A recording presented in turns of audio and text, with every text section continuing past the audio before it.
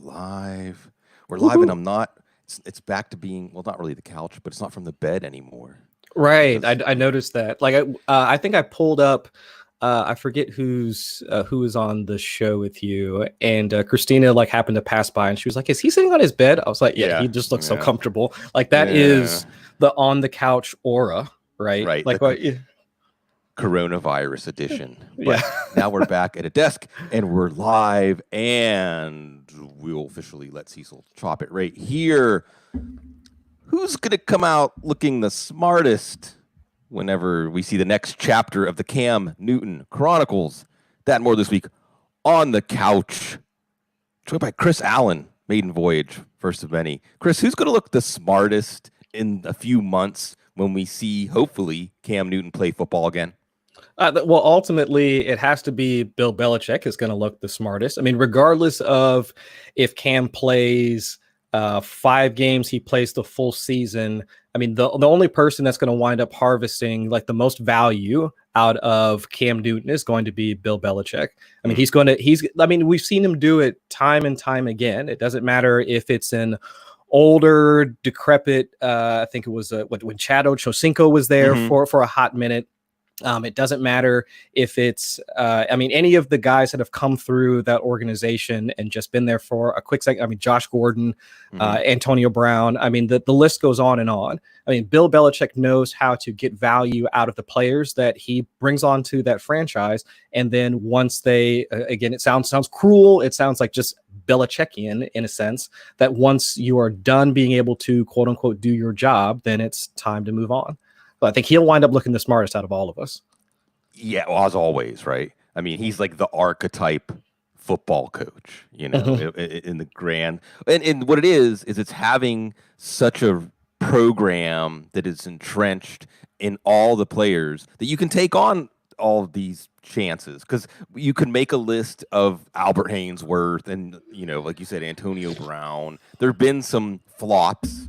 But then there's been Randy Moss. Yes. I remember we were just getting started in the fantasy industry.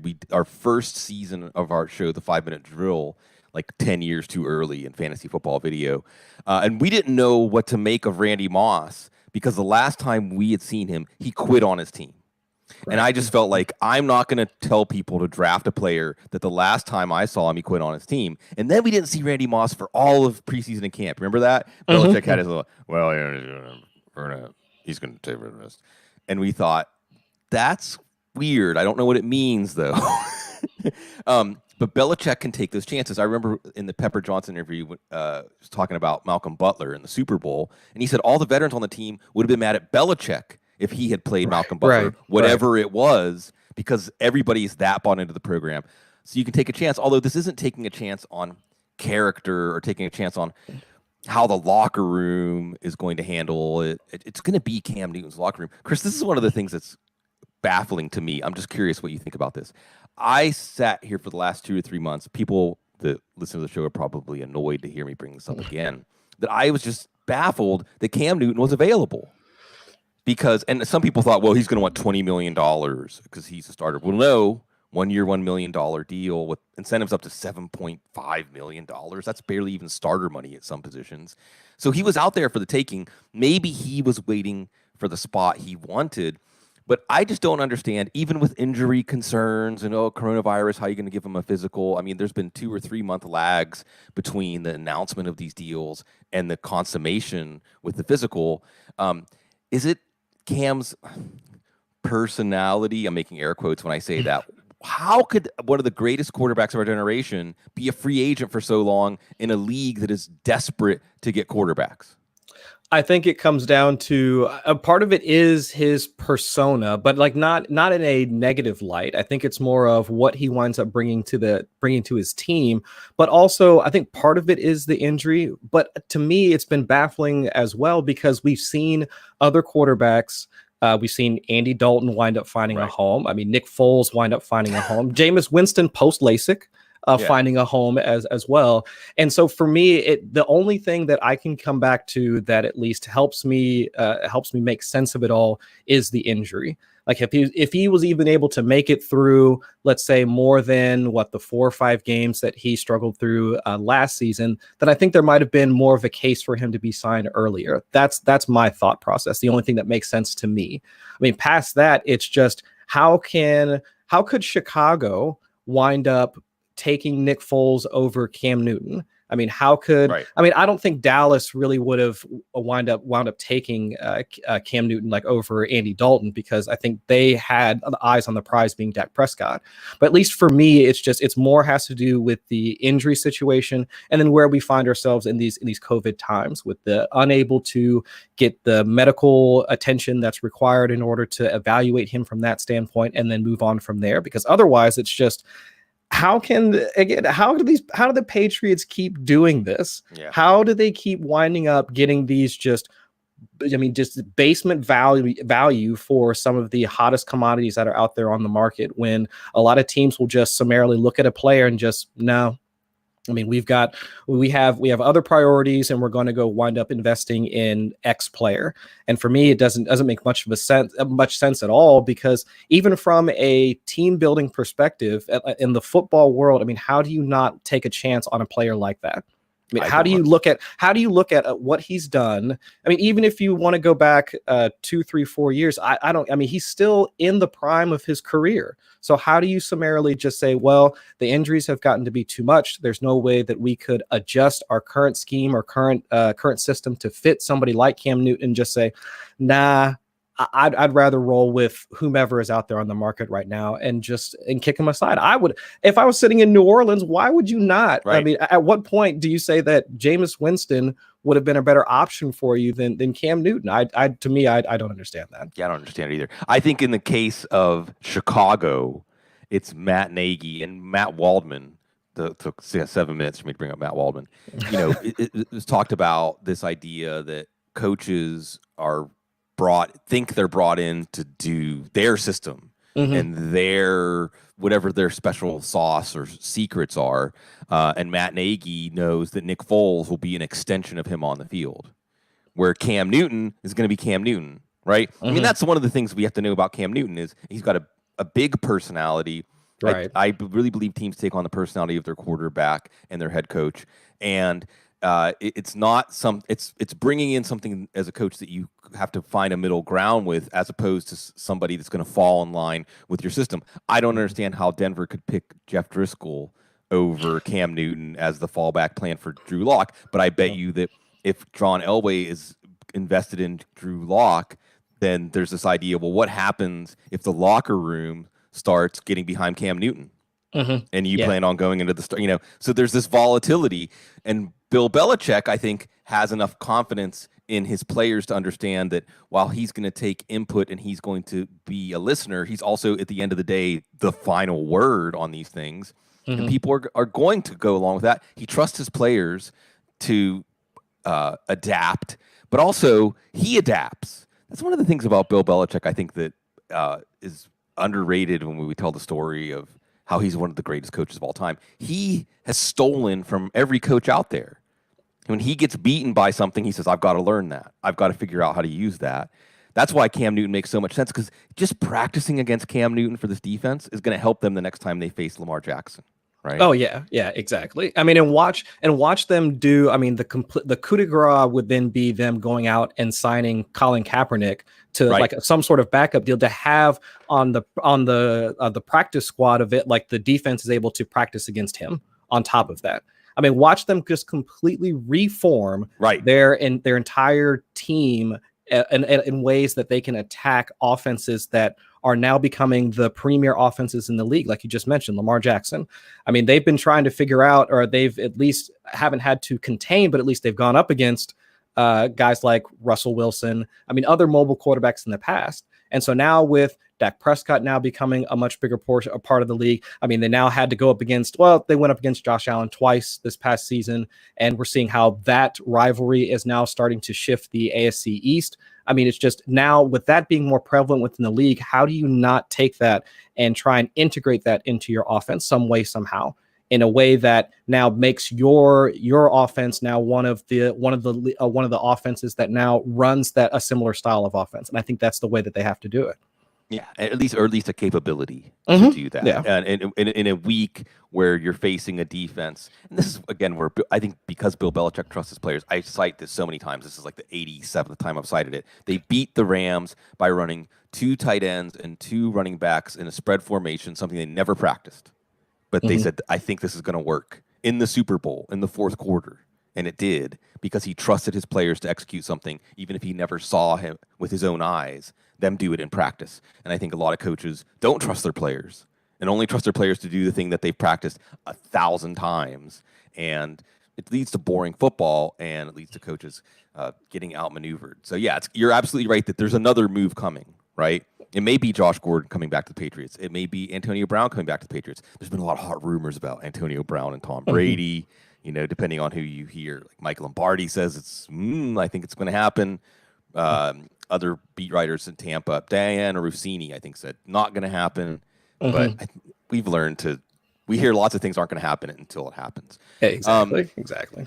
Chris Allen, FFWX, if you don't know, number fire, 444, and it warms my heart to say football guys. And Chris, I have to ask first, just because of your handle, Chris Allen FFWX, you can find him on Twitter. Weather. You've been writing about weather. What have you learned? And it's also a acceptable answer to say learned is there's not really any truisms when it comes to weather and fantasy football. But you got the WX at the end of your handle. What wisdom have you been able to extract from watching that part of the game closely? I would say that the easiest thing that I've been able to pull out is that we shouldn't overreact to even the minor weather concerns. And that's where I've seen a lot of the narratives start to form, like over the last couple of seasons, and I start to pay attention to it a bit more. When if there's rain, people start to freak out and think that, okay, well, it's always going to be about the running game now. It's the running game and the short passing game. High winds. First off, we don't know specifically what high winds means when a lot of broadcasters start to announce it. So it's just like, all right, well, they're saying high winds. So now, I mean, the kicking game, find another kicker. Again, we're back to the short passing game. So guys like John Brown, Mike Evans, guys that play outside, we can't use them. We can only play slot receivers. We can only find like the James White guys that are going to be catching passes out of the backfield. That's not always the case. I mean, we've seen a number of games where it's been 15, 17 mile an hour winds like coming across the field, and games have functioned just fine. We've seen, was it this past season? I believe it was Washington against San Francisco, the quote unquote mud bowl, like where they just had a ton of rain like come through there. And so we've seen the extremes happen in that regard, where weather has like definitely impacted the game. I think there was like a touchdown scored in that game, if I'm not mistaken, or maybe a few field goals. But it's at the extremes where we should really start to form our opinions and start to make other plans as fantasy managers. I think anytime that folks start to say that, well, because the weather conditions are X, you have to do this. When anybody tells me that, like, when I have to do something, I kind of give them the side eye anyway. But for the most part, it's at the extremes where we should have our concern. I mean, 19 mile an hour winds. I mean, heavy rain. I mean, we're talking like I think the highest in terms of like heavy rain is something over like 0.1 inches per hour. Right. So that's where we're starting to actually talk about like a deluge somewhere, something like that. But that's where you should start to get concerns. But I think a lot of the weekly, week in, week out, it's going to be 15 mile an hour winds or something like that. I'm not as concerned as I used to be, because a lot of the narratives are just constructed around those extreme cases. I mean, when people think snow is going to be on the ground, we think back to, I think Frank Gore's like first season with the Bills, or no, actually Frank Gore was with the Colts. Then they were playing the Bills, and I think it was a few inches of snow. They had to, move a bunch of snow away or whatever in order for, I think, I forget who the kicker was at the time, in order to kick the winning field goal, but I forget what it was like Frank Gore versus LaShawn McCoy. And like they both wound up with, I think, 60 attempts total between the two of them throughout the game. But we remember those extreme events.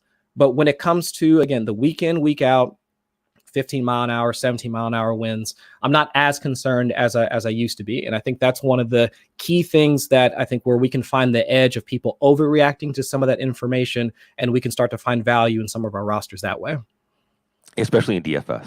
I think DFS is where weather becomes something that can totally change the complexion of how your week goes. And just being in the start, sit, question business, the questions start coming in like Wednesday and Thursday for Sunday games. And it's like, I even go to sleep on Saturday night sometimes thinking I'm not going to be sure exactly what to recommend to people. I've got to recommend something. But I think you're absolutely right to focus in on extremes. And really, it's just kind of something to help you break ties. And only when we get those on the field reports, like a half an hour or an hour before the game, can we be sure enough to say, okay, maybe it's time to take this quarterback out of the lineup because they're going to have sustained 20 to 30 mile an hour winds or something like that.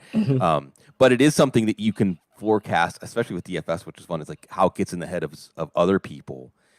We had someone on, Brian Thompson, who I think works for AccuWeather. Yes, I talked to him. Great guy. Yeah. I think that he was on our Sunday morning show like the week after he talked to you. Okay.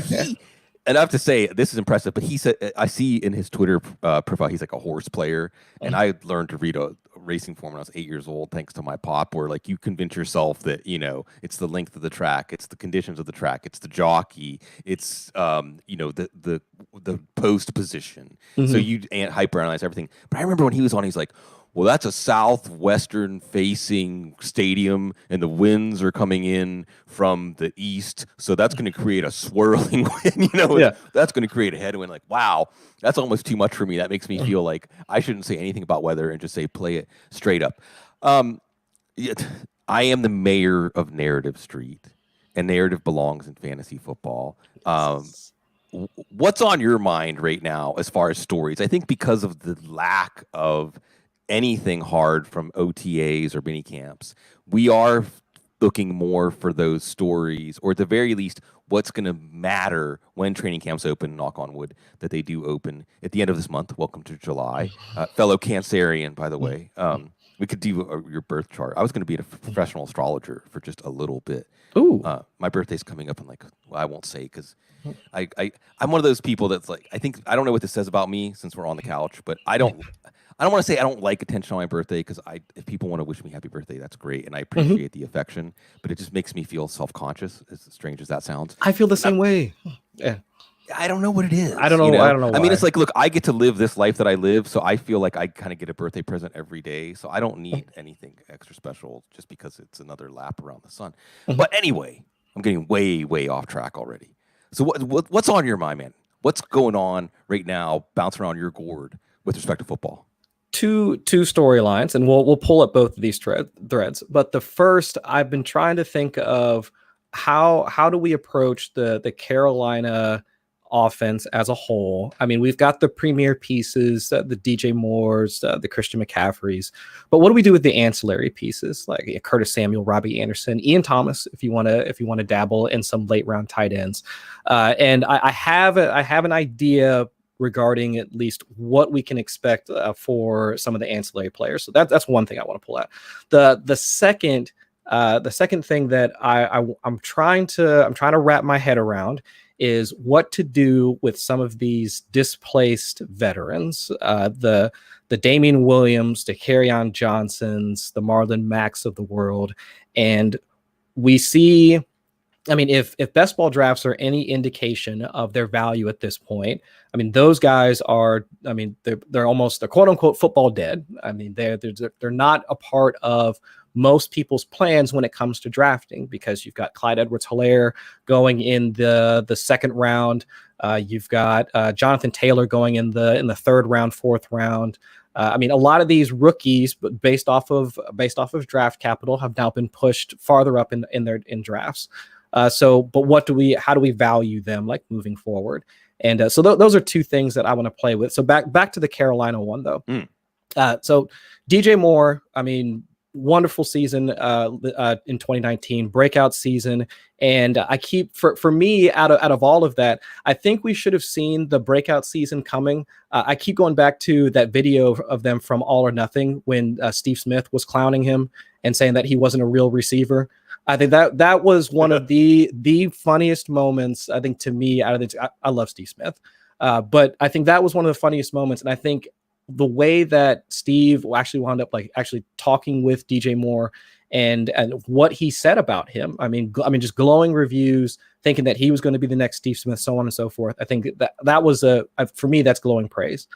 And what he was able to do this past season between Cam Newton, Kyle Allen, and Will Grier, I think highlights like one of those, like his ability as a receiver. I know that folks like Matt Harmon were talking him up like well before, thinking that he could become like one of those premier receivers in the league. And we actually saw some of that like bear out in 2019. But now we've got Curtis Samuel, who has been injured for, I think, a significant part of his early career. And then now they add Robbie Anderson into the mix.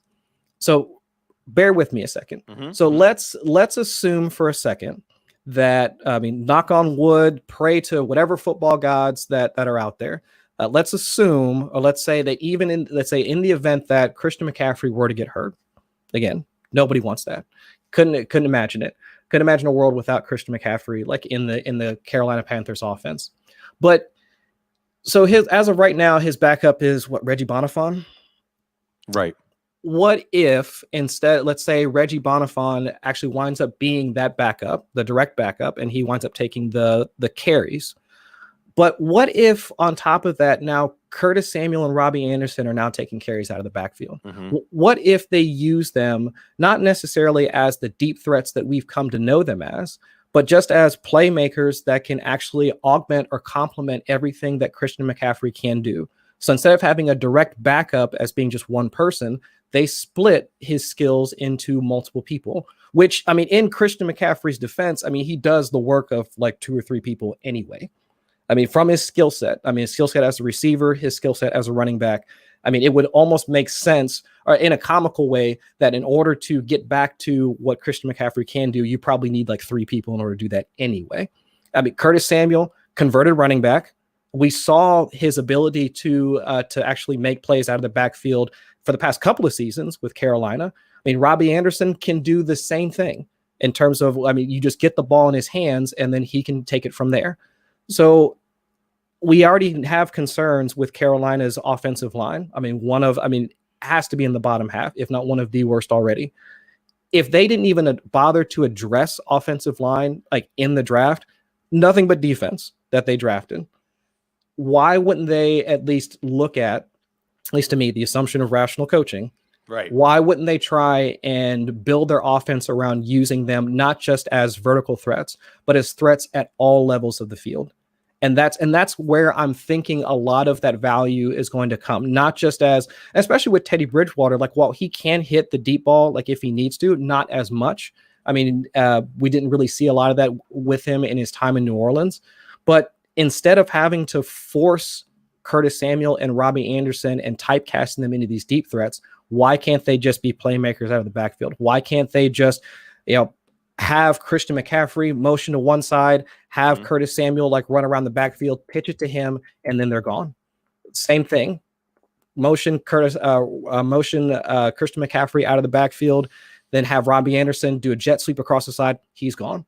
I mean, it's just why. I mean, they can use almost I'm thinking of like a bullfighter. It's just, that this is going to be your weakness. So let the defense come, do a little Olay, dump it off to Curtis Samuel, Robbie Anderson, and let them work their magic after that. What do you think about that? Yeah. I mean, is that possible? Yes. And I think that you're absolutely right. And Johnny Sanchez in the chat room says they've hinted at getting Curtis involved. And great topic. Yeah. No, listen, I've got a lot to say on this, right? And I think that Dan Hendry at Football Guys just did an article, and I did one on the eve of camp last year, like the 10 most important offenses to watch. And I think we're looking for the ascendant offenses. I can't remember who it was I was talking to. I think it was maybe Chris Towers. I can't remember, on Twitter about team level analysis for fantasy football. Let's not get down to player level analysis and just team level analysis. And if you can figure out a few of the offenses that will overachieve expectations, then you're going to find fantasy overachievers. Last year, Baltimore, for instance. And it's narrative street, right? Because last year it was Greg Roman getting the reins, and even some of the quotes saying, yeah, Lamar Jackson's going to run, run, run. And, it created an overachiever in Mark Ingram and created an overachiever in Mark Andrews. And, of course, Lamar Jackson was a league winner, or at least get you to the precipice. Absolutely, Carolina is one of the offenses that you should at least take a stand on, because what we're going to see is very different than the last thing we saw, if only because Teddy Bridgewater is better than Kyle Allen, a lot better than Kyle Allen. And they hired Joe Brady, the magician who created maybe the greatest college offense of all time last year, right? And then what's funny is then that intersects with the Clyde Edwards-Helaire and Justin Jefferson and Joe Burrow. These are important players for fantasy football. Was it Joe Brady? Was it the scheme? Or did the players make the Joe Brady look good? Lots to think about here. And then the key to how it all cascade to me, Chris, is how aggressive will Matt Rule be? Is he going to be like Cliff Kingsbury and go all in? And we're not going to do half measures, right? We're not going to slowly implement what we're doing because there was no off season. No, I'm going to trust. Brady and Bridgewater have worked together, so Brady knows what he's going to get out of him. Like you said, okay, offensive line. We have one interesting move to look at: trading Try Turner for Russell Okung. I think there's some idea to they weren't going to extend Turner. Okung kind of comes off the books after this year, but Okung is going to be a much better pass blocker. Maybe they don't trust Greg Little as much as they thought. But they took him in the second round. Maybe they'll kick him inside a guard or something. I don't know. It's a new regime, so everything's on the table. But I think it makes sense. And their defense might be the worst in the league. It's certainly going through a ton of transition. Like you said, every single pick on defense. What does that tell you? Right. So this could be a high-scoring game script team. They're playing from behind a lot. And I do think that you're right to highlight the idea that Curtis Samuel could be used in a very different way. And if you were to ask me who were the players who had the biggest gap between fantasy productivity and how well they actually played, Curtis Samuel might be number one on that list. Curtis Samuel is really good. And as you pointed out, people have to remember, he's converting to wide receiver, and he was facing injuries. I really thought that Curtis Samuel would be much closer to DJ Moore in value last year, but Kyle Allen just couldn't harvest the value there. And Teddy Bridgewater's not a great downfield passer. He had Devontae Parker in college to really help him on the downfield passing. And Curtis Samuel's not that guy. Robbie Anderson might be that guy. Another thing that's fascinating to me, Chris, is Robbie Anderson and Matt Rule go way back to Temple. So he knows exactly what he's getting there. So I think you're right to consider a wider target tree and a different way of using Curtis Samuel. And I know that I've seen other people bring up the idea, is Curtis Samuel the actual handcuff to McCaffrey? Makes sense to me. I don't know. I mean, that makes sense. It makes sense also. Go ahead.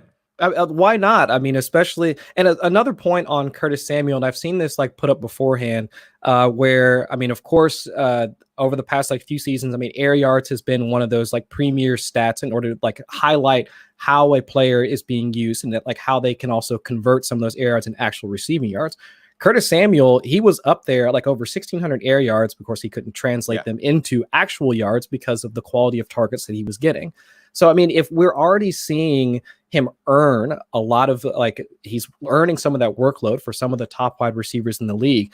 Now, on top of that, we're hinting, or we're talking and logically talking about him being used as a player out of the backfield. Why not invest in a guy like that? Very similar to Robbie Anderson, but again, as we mentioned, in these COVID times, it's hard for me to get behind a player that is switching teams this season. And that goes across the board. For almost any player. Now, they might be getting workouts. They might have been Teddy might have been connecting with them since the jump. But at least for me, it's hard for me to get behind a lot of these players that are switching teams and in this environment right now, because we just don't know. There's a much more uncertainty behind him than a guy like Curtis Samuel, who we've seen do this beforehand. I think it was in the 2018 season. There'd be times where we would see a player sprinting down the side of the field and getting a rushing touchdown or even a passing touchdown. I'd be like, oh, look, that's that new guy, DJ Moore. No, that's Curtis Samuel. Oh, okay. So this guy can move too. I mean, at one point, at least their paths were intertwined when they were still newer to the fantasy community. But then, of course, DJ Moore was the one that broke out this past season. I think that they can get back to that, especially with as aggressive as Matt Rule and Joe Brady can be, especially with their quick passing RPO concepts that they put in. I mean, that's been staples of their offensive philosophies. So it's just, for me, it highlights the fact that guys like Curtis Samuel have value. Robbie Anderson has value. And picking your spots and trying to pick up at least one of them in your fantasy leagues is, I think, it's paramount to getting some of that late round success. Yeah, getting a shares of this offense, and it's also about. So you mentioned the thing about Curtis Samuel and using him in various ways, and I want to point out, and this is something I'll give a nod. I think it was Josh Norris who brought this up, and I've already brought it up like in the last couple of weeks. But Curtis Samuel had 19 rush attempts last year. 9 were in the last 4 games when Scott Turner took over the play calling. Ooh. That makes the name Antonio Gibson pop into my head. A similar type of talent.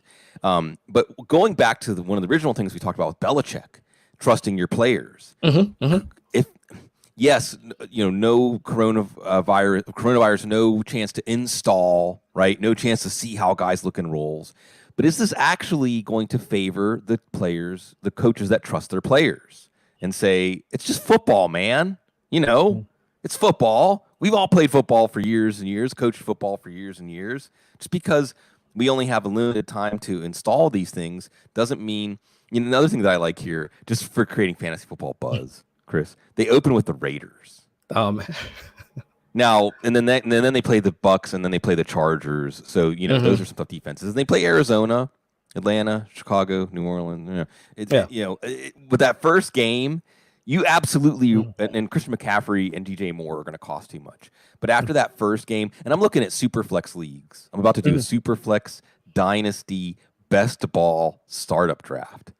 Like, my brain goes, when it goes to screensaver, I'm automatically like thinking about that draft. It's going to start next week. Anyway, Superflex. Teddy Bridgewater would be in lights if I was playing a super flex league this year as my second quarterback because of all these things. As you said, getting the ball out quickly.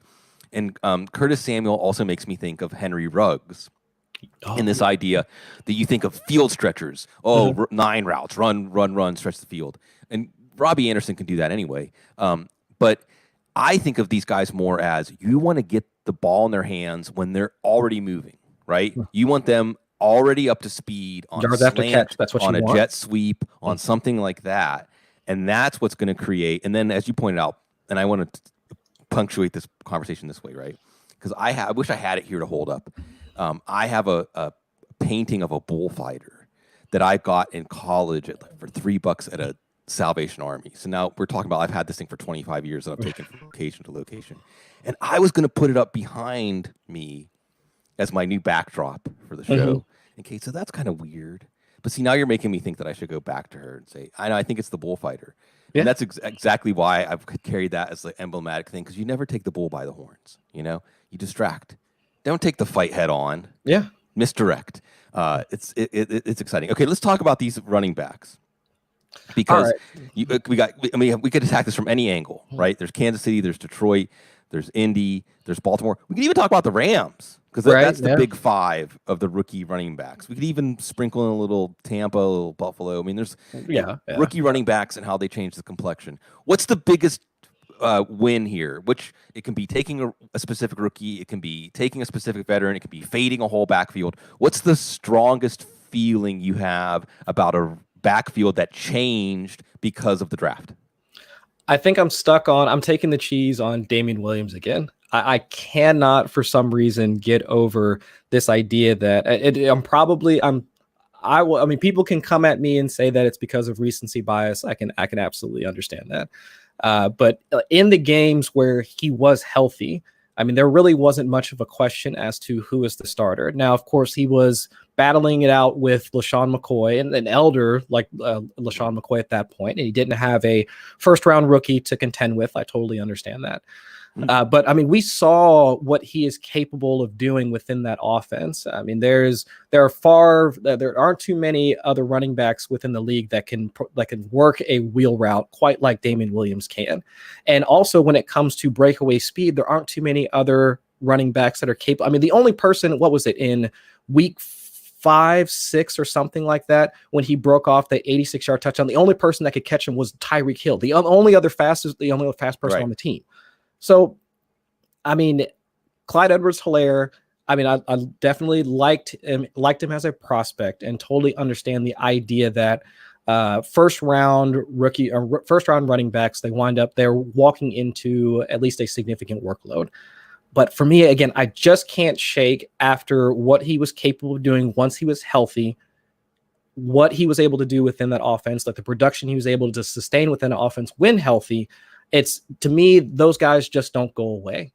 I can't see a scenario where Clyde Edwards-Helaire winds up with a even 70% like workload share, like within that offense. For me, it's more of, I mean, I can talk myself into 60-40, but like with the 60 heading into Damian Williams' way, unless he gets injured again.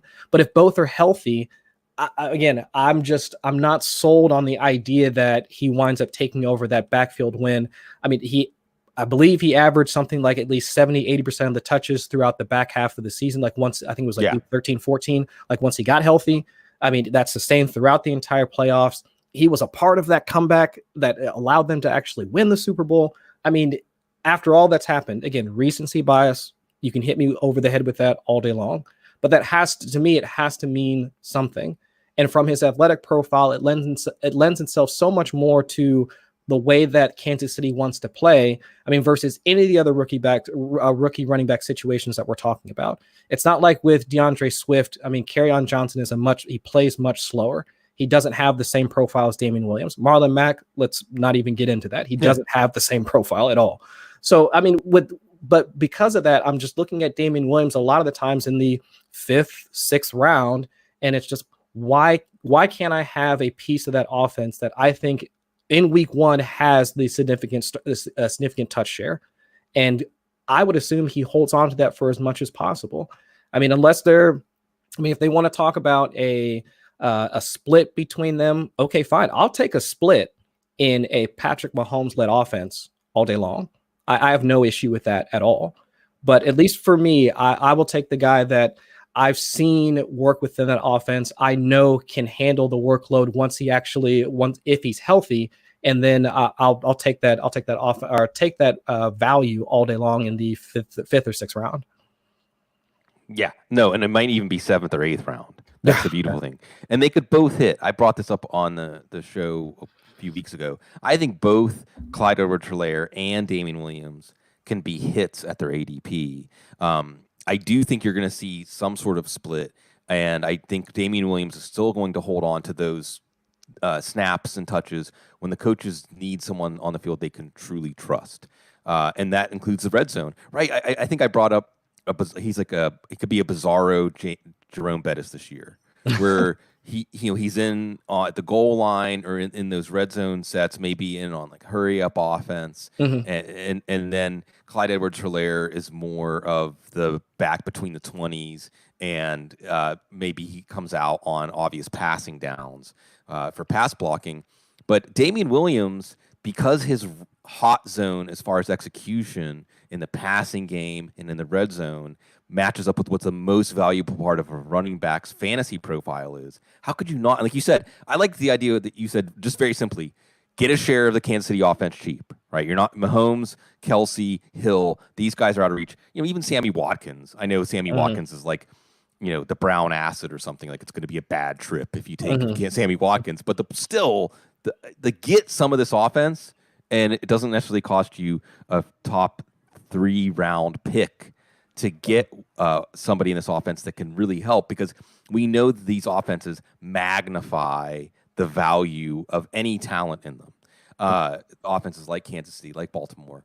And another thing, as we're talking about this, Chris, I wonder if in all of these situations that the rookies could have a little more trouble this year adjusting to NFL conditioning. Maybe they hit the rookie wall a little earlier. Maybe they get dinged in training camp, because we know with rookies, with the exception of Odell Beckham famously, when you miss training camp, when you get hurt and you miss those practices, you miss the preseason, sometimes it's really hard to make up that gap as the season goes on. Nikhil It's Harry. just the veterans season. And then year 2 becomes the breakout year. So I almost wonder if in general, we'll look back and say, in all of these situations, it favored the veteran because they know how to keep their body in shape for an NFL season. Right. Without being able to go to the gym or whatever that they can't do. So that's every time I think of Damian Williams, Chris, I think of, we hear that Clyde Edwards-Helaire strains his hamstring in the second week of training camp, and then Damian Williams back up to the 3rd round. So let's do rapid fire. Okay, let's just do lightning round. Okay, let's do it. Let's go through these. So the choices are the rookie, the veteran, or none of the above. Okay. Detroit. The rookie. I wish I liked DeAndre Swift more. I like Kerryon Johnson. I have an affinity for him. But I love a guy at Auburn where like the number 1 play called the goal line is the Wildcat, and he was still finding ways to score. But I'm living in the past. Yeah. I'm living in the past. Indianapolis. The veteran. Well, he's so cheap, right? I mean, Marlon Mack is, and that's another situation. I don't know if Jonathan Taylor's going to necessarily pull a hamstring, but the other thing is Marlon Mack. I do think you're going to see. I think Indianapolis could have one of those offenses, Chris, where they're running the ball like 30 or 35 times a game. I mean, Marlon Mack was instrumental in their win over Kansas City. What was that, in week 5 or 4 or something like that? I mean, he had, it was like 29 for 132 or something along those lines, where they were able to control one of the best offenses in the league via their defense. And then Marlon Mack was able to help them extend their time of possession based off of the fact that, I mean, one, they have the great offensive line, don't get me wrong. But, I mean, Marlon Mack was instrumental in them being able to topple the Kansas City Chiefs at the time. So I got to give it to him on that. It's just, in general, and I say this as an emotional fantasy football player and wanting people to be emotional fantasy football players because it's an outlet. My Lord, we need outlets more than any time ever. So be emotional. Do what makes you feel good. It's fantasy football supposed to be an outlet for us.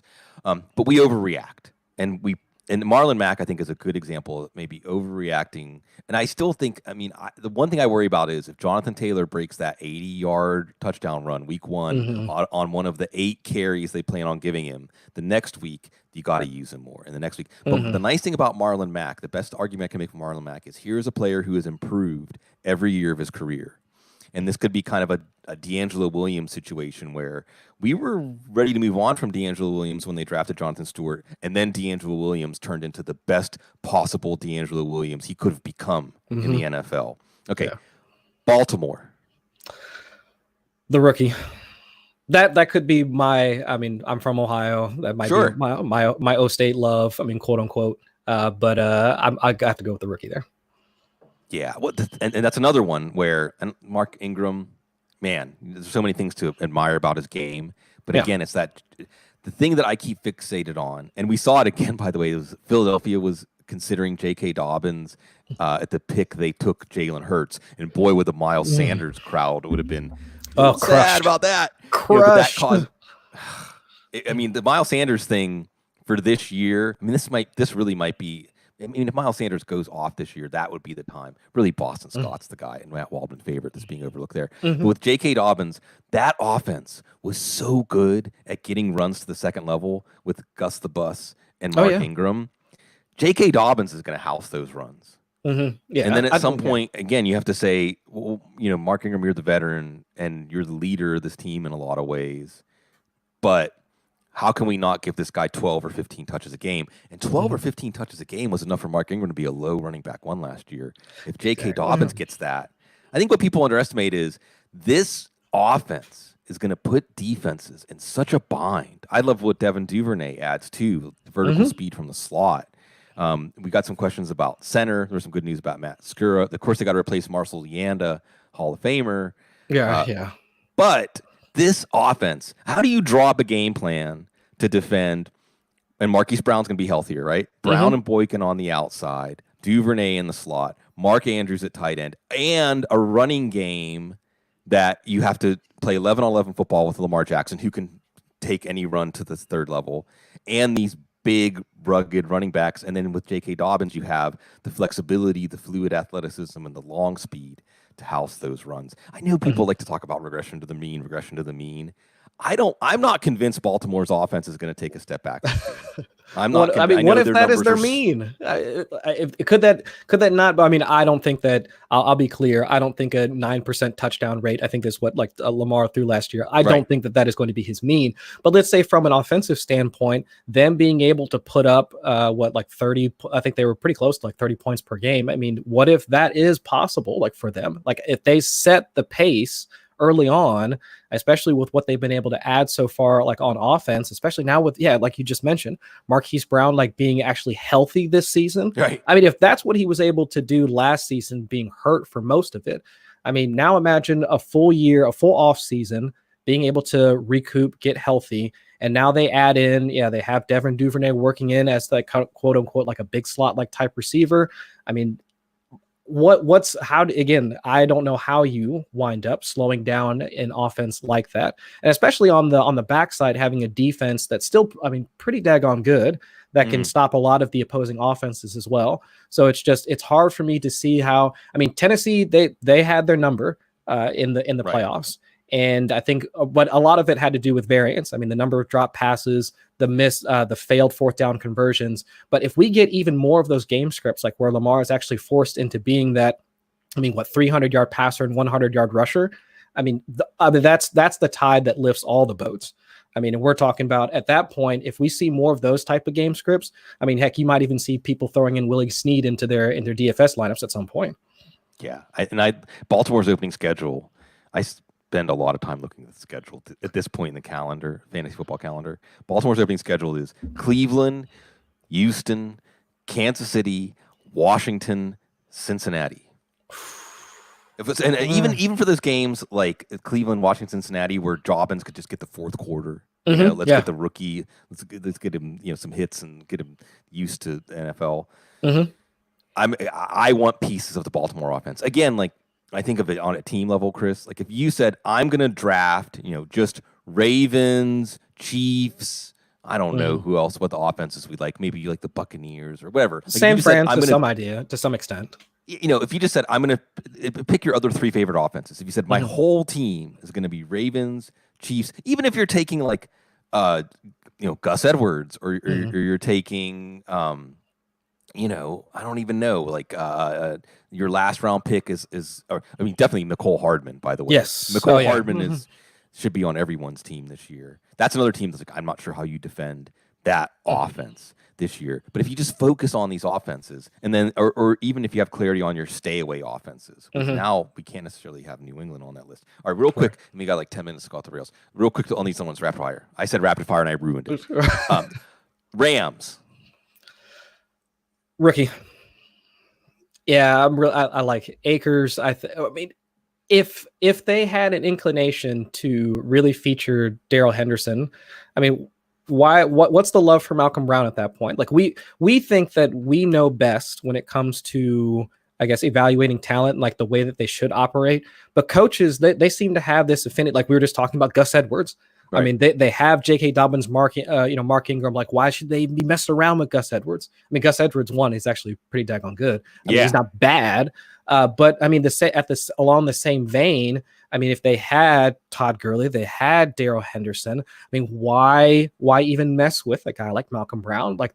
There has to be something else behind the scenes that we're missing that allows players like that to still be able to get the snaps, get the touches, and then produce on the field that takes away from some of the guys that we would love to see get featured. And for Darrell Henderson, for all the love that he got this past season, I'm just not, at this point, I'm not seeing it, and I'm all for Cam Akers. Yeah, I like Akers a lot. I want to hold on. I loved Henderson at Memphis. Yes. And I loved whenever the Rams moved up to take him. I did feel like Gurley had one foot in the grave, and I wanted the next Rams back. I thought he was going to be the next Rams back.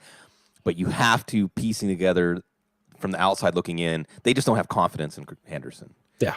I mean, I don't have my Kiki QT socks on, but that's the same thing with QT. Just like get Randall Cobb. That's another. I mean, maybe the Texans are a good offense to add to that list of say just draft players from these offenses because somebody is going to benefit. I don't know who's going to stay healthy and who's not, but somebody is going to benefit absolutely.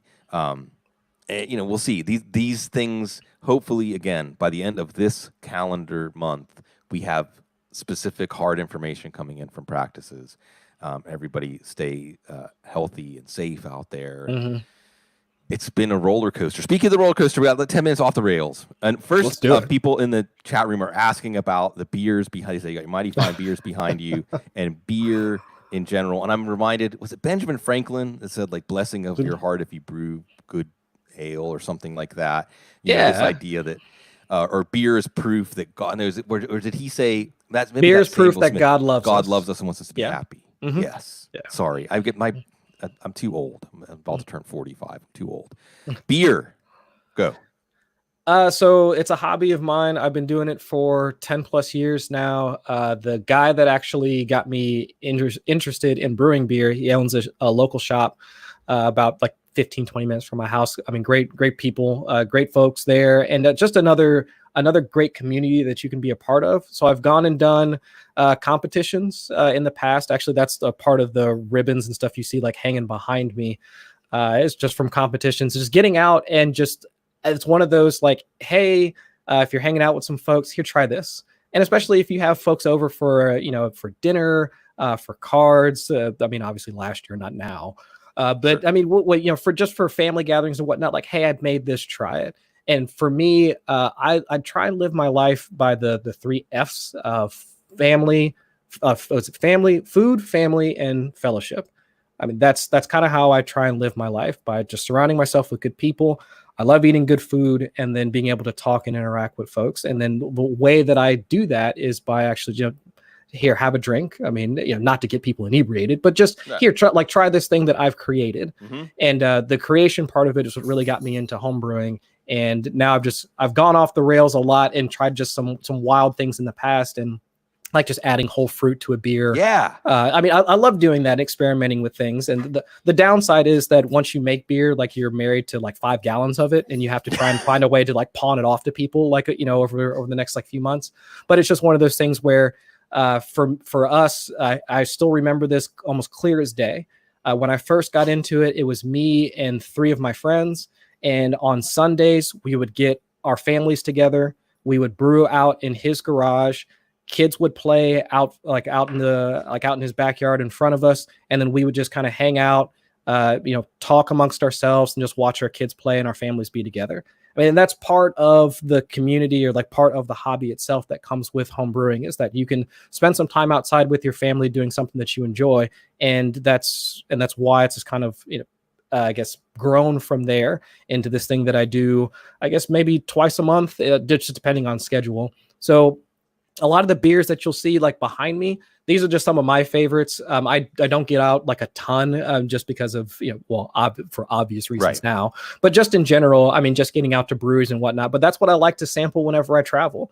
When we were down in New Orleans, we got to hang out. I still got that t-shirt from Port Orleans. And like, if I could have taken that can home of that strawberry milkshake IPA that I tried like while I was there, I wish I could have been able to take that.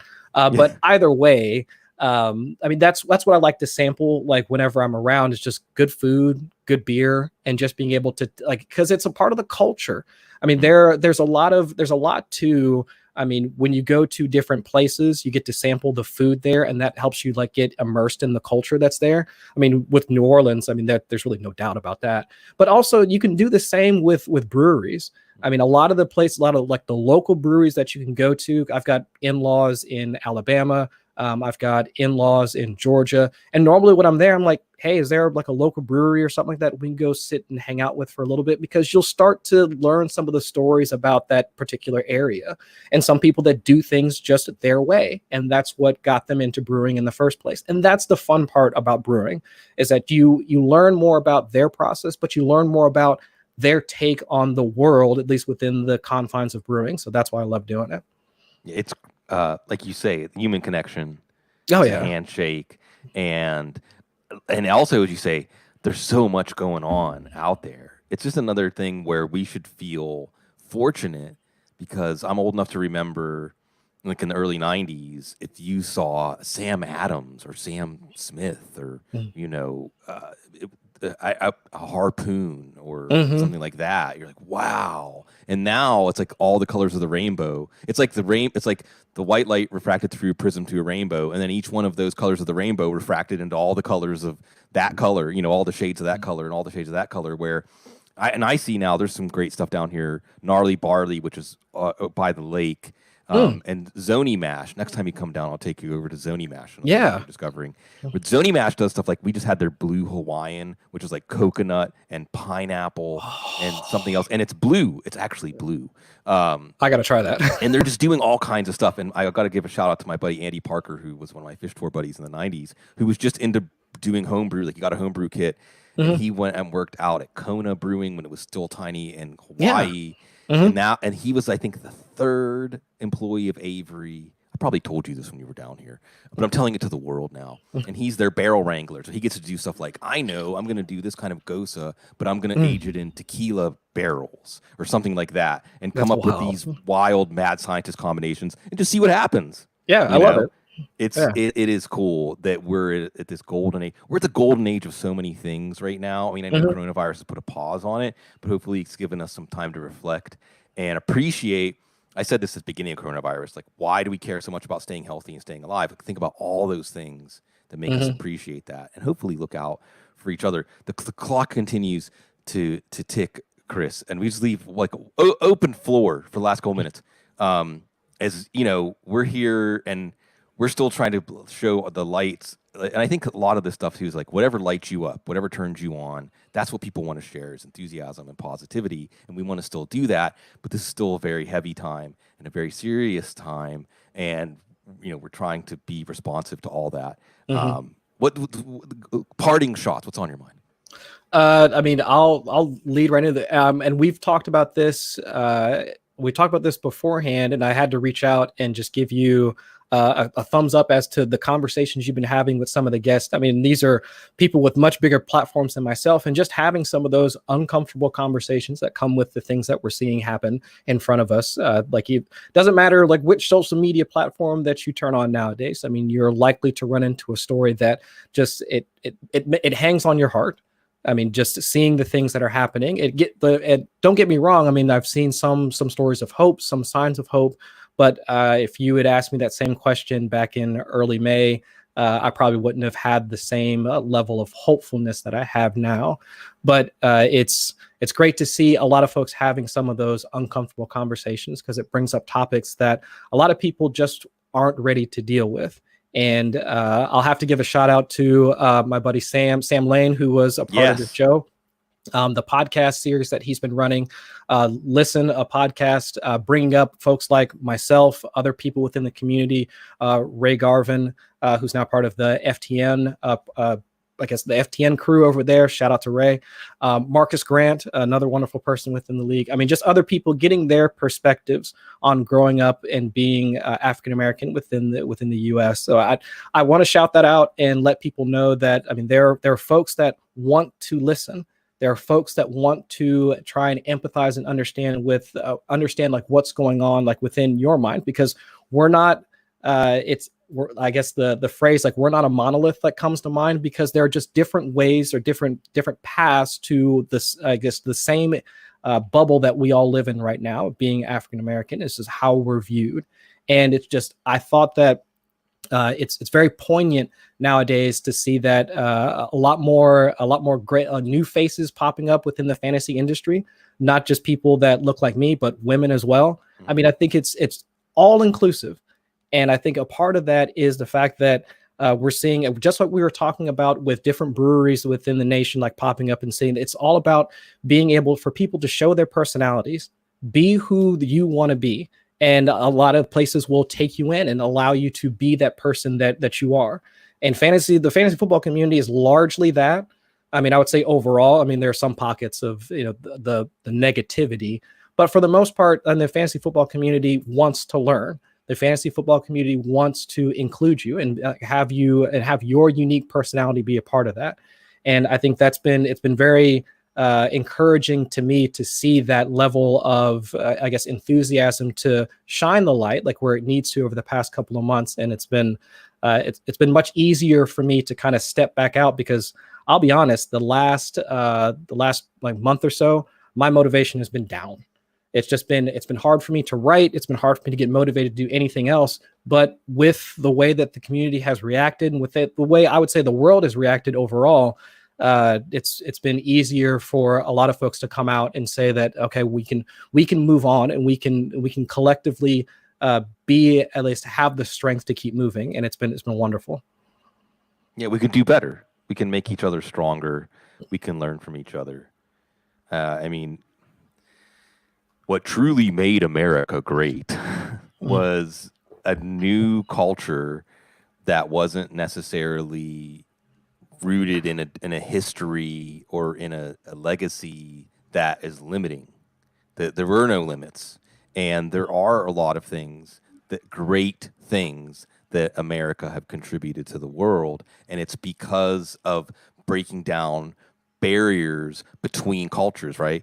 Like down here in New Orleans with like andouille sausage. It's like the Germans are here saying this is how you make sausage, and the Cajuns are like, well, here's some of the spices and some of the things you can put into it, or music, or like you said, like talking to people about beer and learning from each other, listening, and I think, and it's funny because I'm not even sure how to handle this, Chris, because I think that, like you said, the fantasy football community is generally open-minded, generally open to being told I mean, what do we do when we play fantasy football? We're told every week, we're slapped in the face with, you were wrong, go back and figure out why you were wrong. Yes. Go back and figure out what your analysis, what your blind spots were. And I think a lot of us, no matter how enlightened, those of us that are white, like no matter how enlightened you think you are, there's still more that you need to learn. There's still more that you can listen to understand how, just the reality of our culture.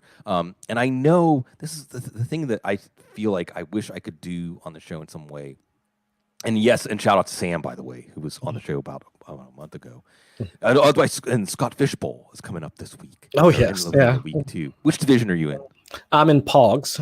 Oh, wow. Yeah, taking it back. I was actually in a Pogs tournament. I had binders full of it, different slammers, like the whole thing. Like back, I was like, what, 5th or 6th grade, I think, when it was pretty hype. I mean, I loved it. So you're just like a little bit younger than me. I think by the time Pogs came along, I was because I'm trying to think what the big, because I can remember like Muscle Men, but it was still like professional wrestling. But I'm Jigsaw Puzzles, and I kind of I asked for that just because of Jigsaw Puzzles, because I did the whole, people are like, what do we do during coronavirus lockdowns? Jigsaw puzzles, 1,000 pieces or higher. Yeah.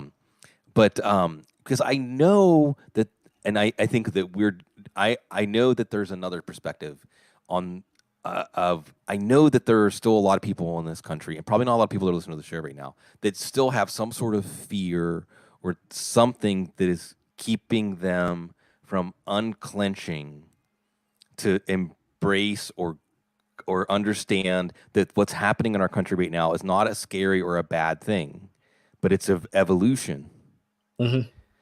But I understand why that's threatening for some segment of our population. And I do want to get to the heart of what are you afraid of? Because I can promise you that if your eyes and ears are open, we can show you that there's not anything to be afraid of.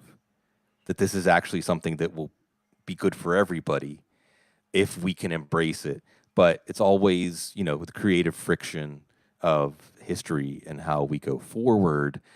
It is heavy, but I'm glad to hear. Then we all feed off each other's energy, and everybody's creating that positive energy in our community, including one Chris Allen, who now, in addition to Number Fire and 4for4, you'll be able to find some of his work at Football Guys. Chris Allen, FFWX, if you aren't already following him, folks. And, hopefully by the end of this month, again, we'll be talking about real football. Scott Fish, one of the best people in the business. Thank you. And everybody John Bosch does some great stuff with his Eliminators, Fantasy Care. There's a lot of people that have already been creating positivity out of all the energy we put into fantasy football. Thank you, everybody. So we'll have a lot to talk about. Please especially, you know, if you're in Florida, you're in Arizona, you're in Texas, you're in some of these places, stay safe. But everywhere, please, everybody, social distance, wear the mask, wash your hands, look out for each other. I hope that this can be the true. There's our second shot now to get this calmed down, and we can all stick around to enjoy the things there are to enjoy on the other side of this. We can make it through together, always exchanging, stimulating each other with our connections. So thank you, everybody, for giving us the opportunity to do this. And as always, stay very